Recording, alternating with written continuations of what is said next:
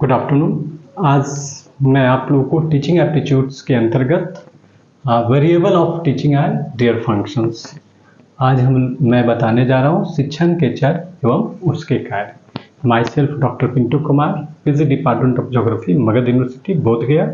आप सभी विद्यार्थियों और शोधार्थियों को मैं पुनः एक बार स्वागत कर आपको क्लास में धन्यवाद देते हुए आज इस पाठ्यक्रम की शुरुआत कर रहा हूँ जो आज हमें पढ़ाना है। शिक्षण के चर एवं उसके कार्य, variables of teaching and their functions. Teaching के बारे में हम लोगों ने डिटेल्स रूप में देखा है। अब टीचिंग जो पढ़ाते हैं, जो फंक्शंस है, वो फंक्शन किस तरीके का वेरिएबल्स उसके साथ जुड़ा रहता है, इसको दिखाने के लिए मैंने एक ट्रायंगुलर डायग्राम्स का सहारा लिया है। इस डायग्राम्स के अंतर्गत आप देख सकते हैं, एक मिनट, आप देख सकते हैं इस डायग्राम्स के अंतर्गत, और ये आप देख रहे हैं ट्रायंगुलर फॉर्म्स में मैंने कुछ शेप दिया है। ठीक है, पहला है इंडिपेंडेंट वेरिएबल्स, जिसको स्वतंत्र चर कहते हैं। टीचर हमें इसको इंडिपेंडेंट वेरिएबल्स माना जाता है क्योंकि टीचर्स का बहुत बड़ा रोल है इस टीचिंग इन्वायरमेंट, टीचिंग फंक्शंस को मेंटेन करने के लिए। इसलिए वो जो भी अपना अध्ययन करते हैं या जो भी उनके पास नॉलेज है, उसी के आधार पर एक टीचिंग शिक्षण पद्धति को डेवलपमेंट होता है या एक इन्वायरमेंट, एक सराउंडिंग इन्वायरमेंट, तो इसको स्वतंत्र चर कहते हैं। Teacher is a independent variables. Dependent variables students को कहा जाता है, जिसको परतंत्र या आश्रित चर है। टीचर्स के नॉलेज के ऊपर वो डिपेंड करते हैं। जिस तरीके का टीचर्स का नॉलेज होगा, स्टूडेंट्स उसी तरीके से वो अपना नॉलेज, अपना ज्ञान, अपना मोटिवेशंस लेकर उनका तरक्की होगा, उनका डेवलपमेंट होगा, उनका प्रोग्रेस होगा।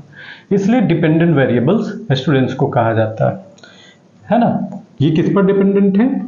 टीचर्स पर। और किस पर है?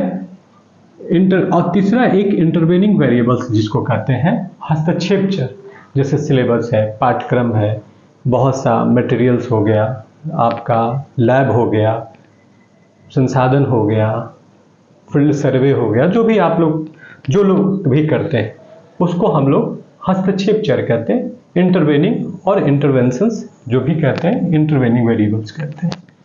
इन तीनों में एक डायनेमिक रिलेशंस होता है। टीचर्स के पास जितना अच्छा सिलेबस होगा, लैब होगा, उतना ही बेहतर वो स्टूडेंट्स को अपना नॉलेज देगा। स्टूडेंट जितना अच्छा सीखने की ललक होगा, उसी हिसाब से वो सिलेबस का प्रॉपर यूटिलाइज करेगा। और टीचर्स अप टू डेट रहेंगे। डिफरेंट टाइप्स के वर्तमान चैलेंज में बहुत से चैलेंजेस हैं, चुनौतियां हैं। ऐसा नहीं कि टीचर्स बहुत कुछ पढ़ ले और वो हमेशा स्टोर होता है। जैसे वो क्लास में जाता है, बहुत सी जो आज की चुनौतियां हैं, रिलेवेंट इशूज है, प्रेजेंट इशूज है, चैलेंजेस हैं, बहुत से प्रॉब्लम्स हैं, उसके ऊपर एक डिस्कशंस होता है।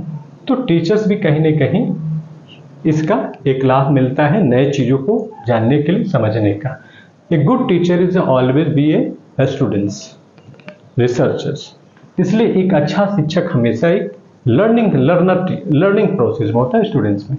तो इस डायग्राम के थ्रू हमने ये दिखाने का प्रयास किया है कि जहाँ टीचर इंडिपेंडेंट है, वहीं स्टूडेंट डिपेंडेंट है, और इन दोनों के बीच के लिए इंटरवेनिंग वेरिएबल्स है, जिसको सिलेबस कहते हैं। ये आपस में एक रिलेशंस भी बनाते हैं, जिसका उद्देश्य होता है विद्यार्थी को ज़्यादा से ज़्यादा उसका क्षमता को, व्यक्तित्व को विकास करना। अब हम बात कर रहे हैं ये शिक्षा के चरों का कार्य, फंक्शंस, है ना। Functions, variables of teaching and their functions. अब हम फंक्शंस की बात कर रहे हैं।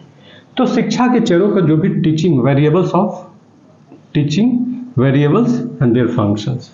पहला कार्य है डायग्नोस्टिक फंक्शंस, निदानात्मक कार्य। इसके अंतर्गत शिक्षक बहुत से उन समस्याओं का विश्लेषण करते हैं, बहुत से विद्यार्थियों की हित प्रॉब्लम्स को समझते हैं, और उस प्रॉब्लम्स को समझने के उपरांत में वो उसको डायग्नोस करते हैं कि उनकी बेसिक प्रॉब्लम्स को कैसे कैसे छोटे छोटे रिसर्च प्रोजेक्ट, मोटिवेशंस के द्वारा, क्लास के द्वारा, इंटरेक्शंस के द्वारा उसको वो डायग्नोस करते हैं, है ना। उसके कार्यों को, उसकी प्रॉब्लम्स को विश्लेषण करके एक समाधान की ओर बढ़ते हैं। तो इसलिए शिक्षा के चरों के कार्यक्रम पे variables of teaching, function of the variable teaching variables function जो है, function of the variables of teaching में पहला आ जाएगा डायग्नोस्टिक फंक्शंस।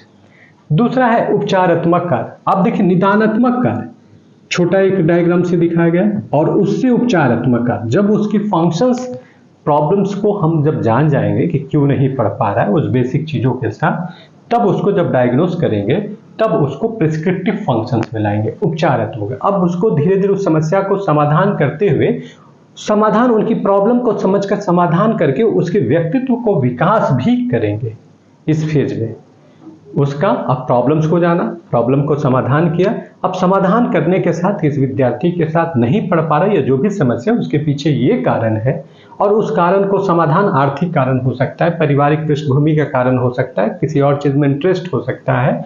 उसको जब करने के बाद उसको प्रिस्क्रिप्टिव फंक्शंस में लाते हैं और धीरे धीरे उसको इंटरेस्ट करके, मोटिवेट करके उसको बहुत ज्यादा सिलेबस के प्रति, कार्य के प्रति, स्टडी के प्रति इंटरेस्ट पैदा करते हैं। और जब ये दोनों हो जाता है तो थर्ड है मूल्यांकन संबंधी कार्य, जिसको इवैल्यूएशन फंक्शन कहते हैं। तो variables of the teaching, function of the variables of the teaching जो है शिक्षा के चरों के कार्य के रूप में मूल्यांकन संबंधी कार्य, जिसको इवैल्यूएशन फंक्शन। अब वो कितना सीखा, कितने उसके प्रॉब्लम को समाधान हुआ, कौन कौन से चीजें हैं जो उसको बहुत दिक्कत कर रहा है, उसका अब हम मूल्यांकन करेंगे विभिन्न प्रकार के परीक्षा के द्वारा, इंटरनल असेसमेंट के द्वारा, क्लास के द्वारा, बहुत तरह के उनको चाहे ओरल इंटरव्यू हो, वाइवा हो, मौखिकी हो, जैसे भी हो उसकी मूल्यांकन करेंगे, इवैल्यूएशन करेंगे कि क्या हमने सही तरीके से उसकी प्रॉब्लम्स को समझा, डायग्नोस किया, फिर प्रिस्क्रिप्टिव वे में आया, और फिर उस तरीके उसके बाद जो उनको हमने पढ़ाया या जो भी हमने सिलेबस के अध्ययन से, किताबों से या शिक्षा दिया, उनका व्यक्तित्व में कितना बदलाव आया, कितना वो समझ सका और कितना उसका नॉलेज बढ़ा। इसके लिए इवैल्यूएशन संबंधी कार्य इंपॉर्टेंट है। तो इस प्रकार function of the teaching variables के अंतर्गत diagnostic functions, prescriptive functions, evaluation function, इसी को हिंदी में कहते हैं शिक्षा के चरों के कार्य में निदानात्मक कार्य, जिसके छोटे सा फंक्शन में दिखा है, उसके बड़े फंक्शंस के रूप में उपचारात्मक कार्य, और जो सबसे इंपॉर्टेंट है जब ये दोनों होगा तो मूल्यांकन संबंधी कार्य। धन्यवाद, थैंक यू।